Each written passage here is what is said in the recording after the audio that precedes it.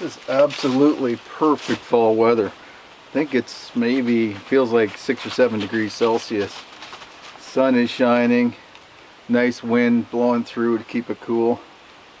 Perfect working temperatures outside, and this is one of my favorite things to do this time of year. Stacking firewood, and then I'll go for a walk, probably with the shotgun, and see if any birds are flying around. Perfect day.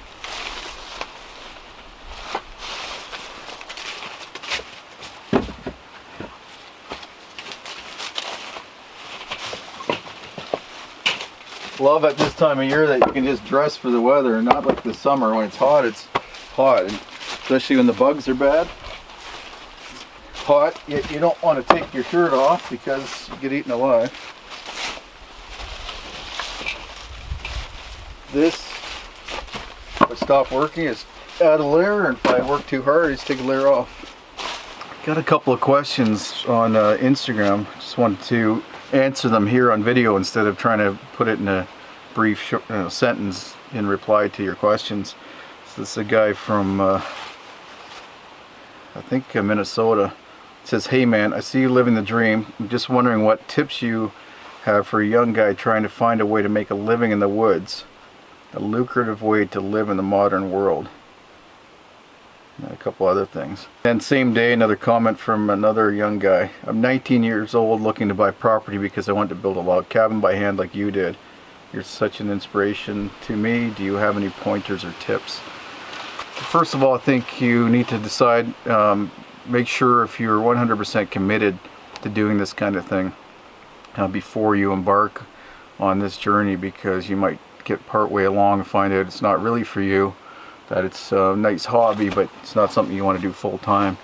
And the only way really to do that is to spend a lot of time in the outdoors. Basically all your free time, or most of your free time, dedicated to doing that, and ideally get a job that involves doing stuff in the outdoors, so that you're out there full time. You're just getting a sense of what it would be like just to be without modern conveniences, more than with modern conveniences. So the typical lifestyle, modern lifestyle, is to, work 5 days a week, live in an urban environment or suburban environment, and spend those other 2 days out in the wilderness or in the outdoors enjoying everything that this has to offer. You might find that even flipping that around is not even that practical or attractive to you.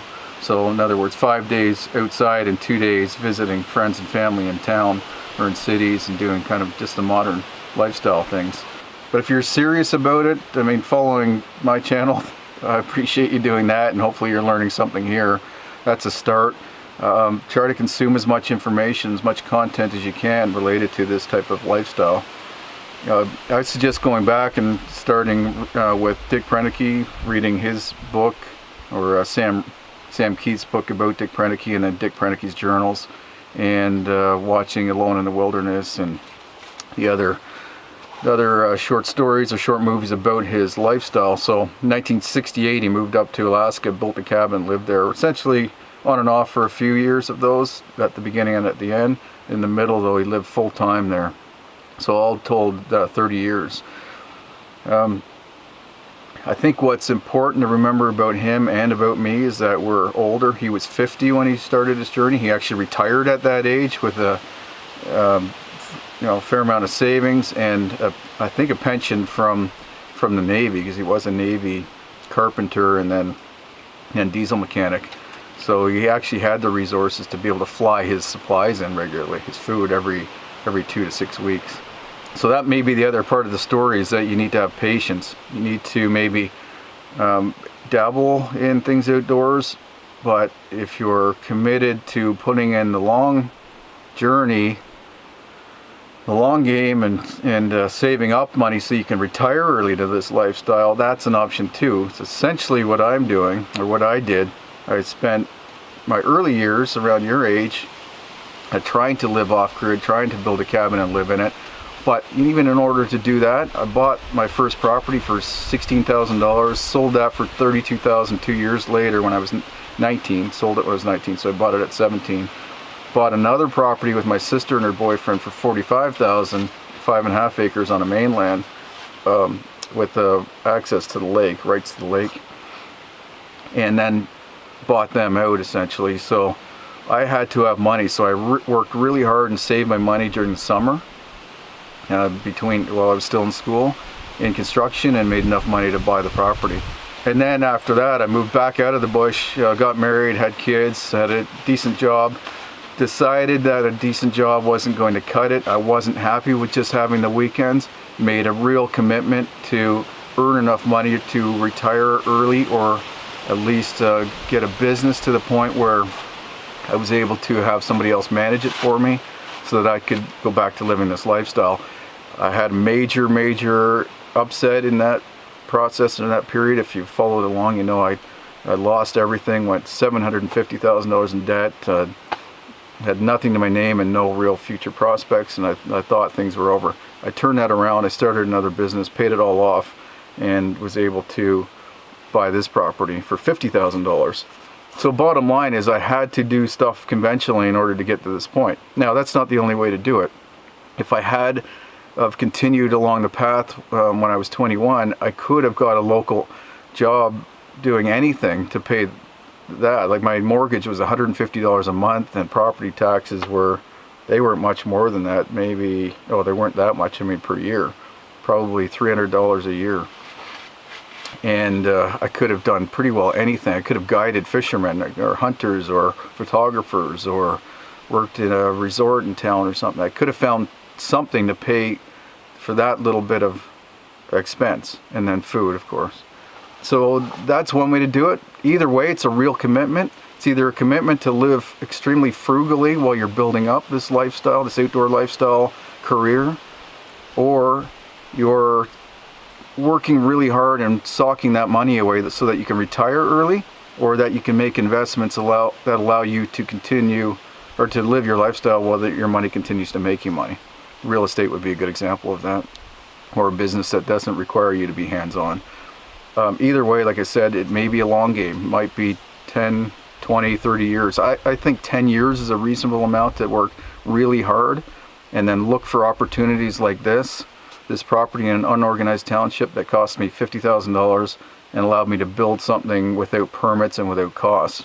Taxes are under $300 a year here, so extremely low, relatively low. You might not think $50,000 is cheap at your age, but you work hard, you can make that in a year if you're living frugally, maybe living at your parents, or living with friends, or living in a tent. I know people who did that when they were younger. Well, I basically did it while I was building that last cabin. So there are ways to do it. I think maybe a better example of today of two examples of people living the outdoor lifestyle that committed to it and basically were poverty stricken essentially until they made it. One is Jim Baird. Jim Baird and Ted, his brother, won the last season of Alone, where they each made $250,000 tax-free.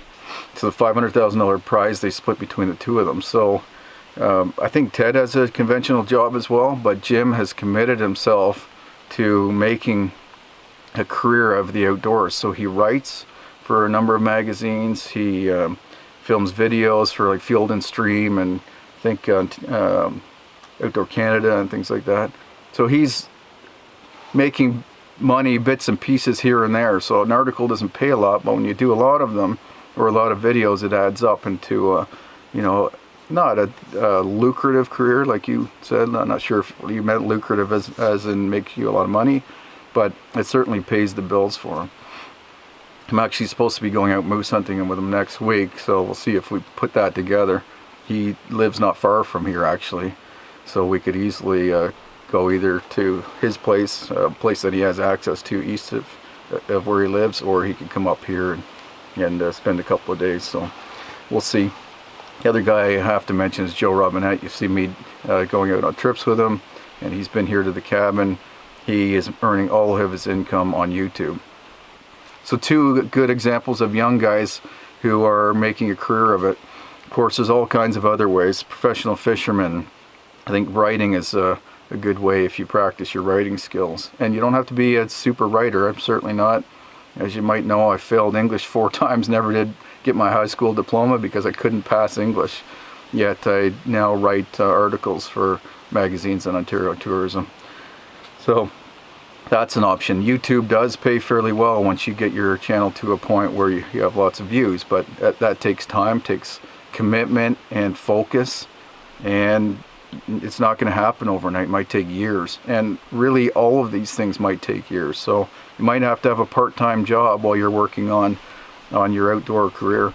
Now I think if I was going back to my early years, I think I probably would get a job guiding at a resort, probably further north, like up in the Northwest or Yukon Territories or in Alaska or something like that, and really get a feel for, spending, first of all, a lot of time outdoors, but also dealing with people, because at the end of the day, you don't make money alone. You make money by providing good service or products to people, making their lives easier, solving their problems, or providing them with entertainment. So remember that you have to learn to deal with people. You can't just withdraw, live in a cabin, and expect money to come rolling in. Not sure what else I can tell you. Maybe that's disappointing, but as with all things in life, unless you win a lottery, it takes hard work, dedication, focus, drive, and creating good habits. Like I always talk about, getting up early in the morning, spending a long day working at whatever it is that you either love or that's earning enough money. Ideally, if you want to be able to work hard enough and long enough to make decent money, really finding your passion is the best way to do that. Much, much easier to stay focused and to work hard at something you love than at a job that you can't stand, or in a place that you can't stand, like the city was for me. So I hope that helps, guys. I know it's not maybe the answer you were hoping for. If you have any more questions, please feel free to comment below. I'll try to answer you. Try messaging me. I get a lot of messages, comments, and emails and letters now, all kinds of ways people try to contact me, and I can't keep track of it all. So if I don't answer you in one place or at some time, keep trying, and eventually I'll get back to you, I'm sure. So I hope that helps. Appreciate you guys following along. I look forward to seeing you at the cabin next time. Take care.